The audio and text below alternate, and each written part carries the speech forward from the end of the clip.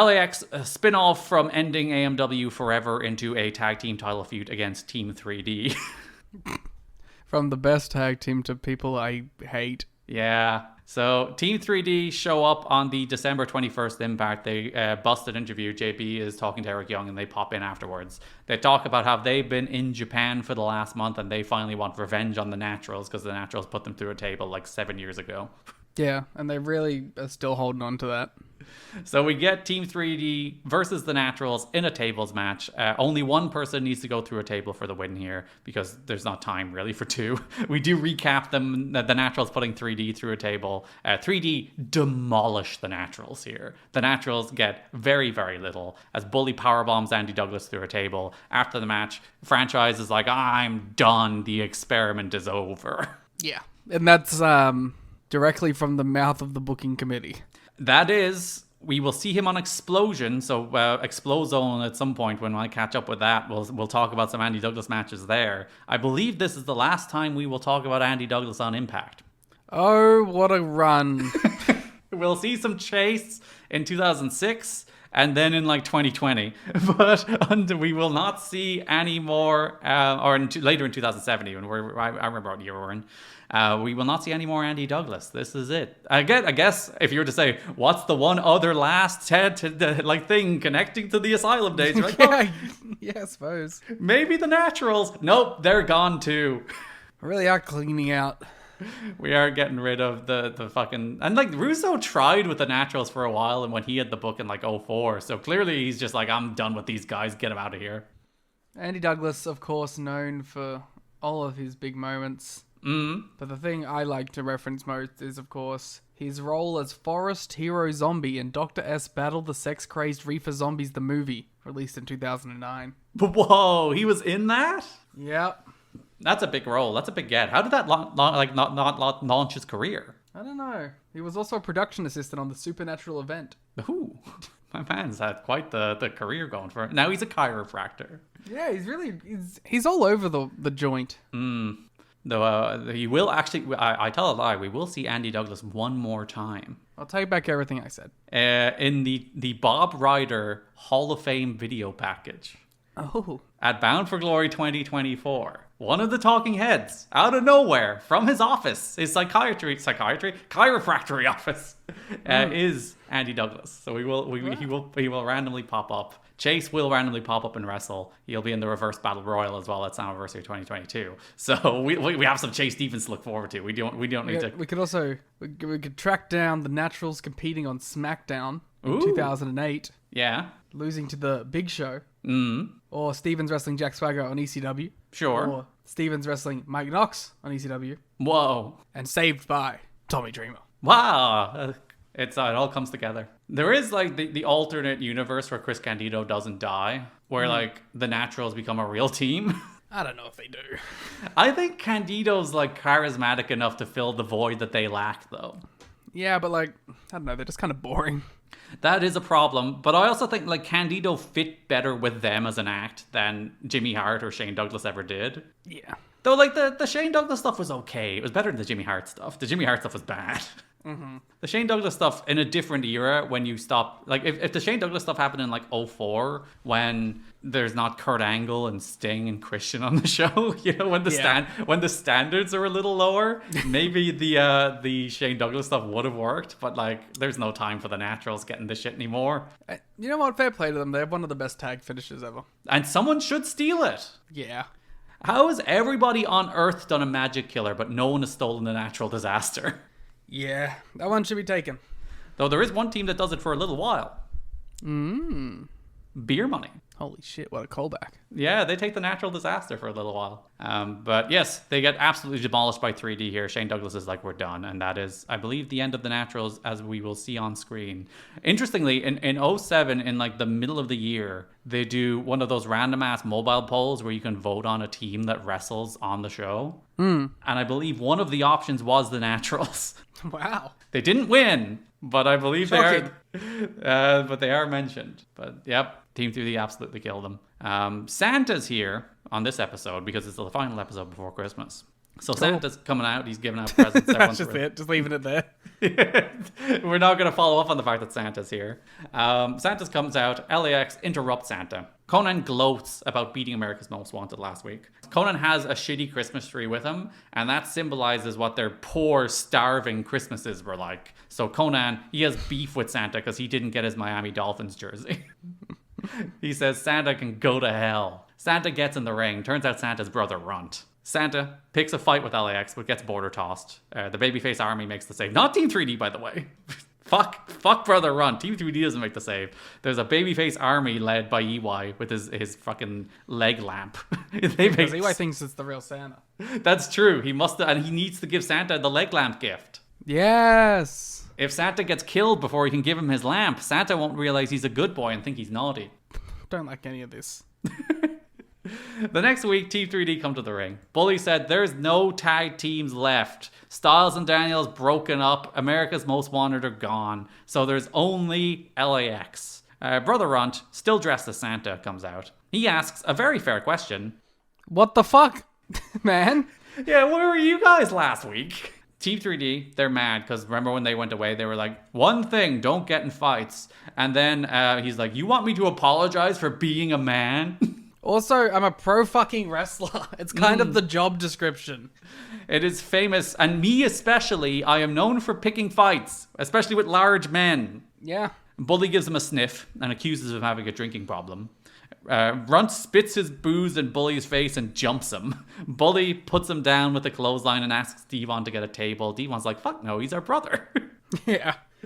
Bully goes to get it himself when LAX strike. Security intervene as we go to break. We come back and Runt attacks everybody with a chair. Then Bully powerbombs Runt through Homicide through a table. That's kind of teamwork. It is. That's like a form of reconciliation. Especially for that family. It does feel like a dysfunctional family. A family that uses violence rather than words. The following week, Santa himself, Brother Runt, faces Homicide in a street fight. Which is just a cool match that has happened. Yeah? The fact that, like, that's one in the history books is, like, that's cool. Spike Dudley versus Homicide. Yeah. I think I mentioned this on the watch along, but I feel like if that match happened in, like, 04 Ring of Honor, they would have had, like, a weirdly great bloodbath that everyone's like, you really got to check out that Spike Dudley Homicide match. Yeah, or, like, some, like, IWA Mid-South match or some shit. Some, like, sicko shit as opposed to 3 minutes on Impact. But as a 3-minute match on Impact, it is fun. Yeah. Mike Tenay mentions here that it will be 3D versus LAX for the tag team titles at Final Resolution. Runt gets back body dropped on the ramp. The side of Runt's head is bleeding from a chair shot. Hernandez comes in. Border tosses Runt onto a ladder as Homicide scores the win. LAX look to attack after the match, but 3D make the save. They like their brother now, despite the fact that they beat him up last week. Well, I think they're just here for the tag belts. They want to hurt LAX. They don't want to help Runt. Go home show. Team 3D arrive in a tank of some kind and declare war on LAX, calling them a disgrace to flag, country, and titles. Because it's an LAX feud, we have to do this. Yeah, we do have to say that you're bad and we're American. Also, this whole VKM thing is about them declaring war with, like, tanks and shit. Do you think they're, like, mad that Team 3D are also showing up in tanks? Well, it's the first thing I thought of. I was like, you're kind of biting off their shit, but also, fuck them, so who cares? Literally on this episode, they're going to the Alamo to fight Shawn Michaels. That definitely happens. Maybe if they had the tank, they could have killed him. That's the they missed the tank. Yeah. They could have fired it at Titan Towers. They could have. They could have taken it down. Team 3D are attacking LAX in the Impact Zone. Mike Tenay says the words, they sniper attacked Conan. Which is intense. Yes, they sniped him, bro. They took him out. It'll be a war at Final Resolution. Team TD do a little promo after the match. They'll fight LAX at the pay-per-view, which they do. Final Resolution 2007. Before the match, JB has Team 3D. LAX took Runt out, so they took Conan out. They ask LAX what they can do without Conan. Like, the whole point of this promo, by the way, is that, like, LAX have never won without Conan, despite the fact that they fucking ended America's Most Wanted's careers with Conan locked in a cage like 3 weeks ago. Yeah, but, you know... I guess he was still there. It also, like, that was an implosion more than their direct course of victory. Maybe Conan is the guy that got in James Storm's ear. We don't know. Conan's just shouting from the outside, "You're the Genetti!" They want the NWA World Tag Team titles, and that's the one, or they have the NWA World Tag Team titles, and that's the one that Team 3D are missing. So the match is bad. Yeah. It's very strangely structured, and will make a little more sense when we talk about the note after the match. But Devon works nearly all of it. Which is better. Because fuck Bully Ray. Yeah. And his busted ass show. And his busted ass wrestling. Yeah. And there's shitty tweets. Terrible promos. Dog shit look. Yep. Terrible self-importance issue. Etc., etc., etc. You did come to the realization just how much you hate Bully Ray recently. I really don't like him. I really do not like him. I can't say I hate him more than Road Dogg. Yeah. Because Road Dogg hasn't had, like, any good matches ever. And at least Bully has a couple. But, like, man, I really hate him. I actively go away hate. Never want him on any show I'll ever watch. For a dude who had a slightly above middle of the road career, he has such an inflated sense of self-importance. Yeah, I think that's the main problem. The fact that he, like, acts like a fucking shining beacon of everything, like he has some sort of, like, obscene amount of pro wrestling knowledge that, like, no one else could simply comprehend his ideas, you know? Yeah, he's an understander of wrestling on a level that people who are much better than him at it aren't somehow. Yeah. People that have drawn more money than him. Apparently fucking, like, indie schlubs. Yeah. But because you got to say slurs in ECW, you're the best. Yeah, and you have... The one thing will give him a good finish. Yeah, but so does everyone. The Natural Disasters have a good finish. Go fuck yourself. Yeah, and they're on a fucking pot. I don't think you see Andy Douglas telling me about how the kids don't know heat. Exactly. Bully is busted open somehow. 3D hits Homicide with the... Oh, yeah, the radio. 3D hits Homicide with the 3D as brother walks out. Still dressed as Santa here in the middle of January. He hits a splash on Homicide, causing a DQ. Bully throws Runt out of the ring, and they are mad. So LAX retain the NWA World Tag Team titles by DQ. Neato. There was some legit heat between LAX and Team 3D heading into Sunday's pay-per-view. It manifested itself with a Brother Ray not selling for LAX during most of the match, and at one point violently tossing Homicide like a ragdoll in the security railing at ringside several times. Homicide tagged out her to Hernandez afterwards, and looked pretty hot about what happened. After the match, Homicide walked past the gorilla position, looking upset. As Ring of Honor World Champion, which he is there at the moment, he has a reputation to uphold, not to mention general pride in being treated with respect by a fellow wrestler.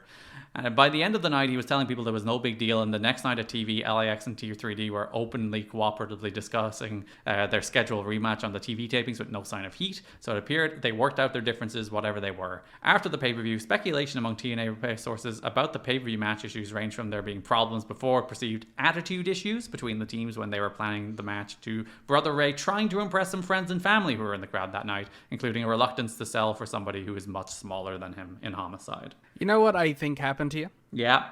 I think Homicide confronted Bully Ray. Yep. And as the giant pussy that he is, he was like, okay, and they worked it out. Because there is a note that apparently like he actively tried to sell more for Homicide in particular in that rematch they do on TV. I think you're right. Yeah. I think one of these two people is not scared of confrontation. Especially when the other guy is Hernandez. So, like, if you're Homicide, you're being like, what the fuck, man? One, Homicide could take it by himself. But if you're there with Hernandez as well, very large man, he didn't pull that shit with Hernandez, did he? Yeah. Fucking bitch. I think he may have confused Homicide for somebody else in that moment. Yeah, it's like, that man is small, but I would not fight him. I would not fight him at all. But LAX are still your tag champs, and this feud will continue.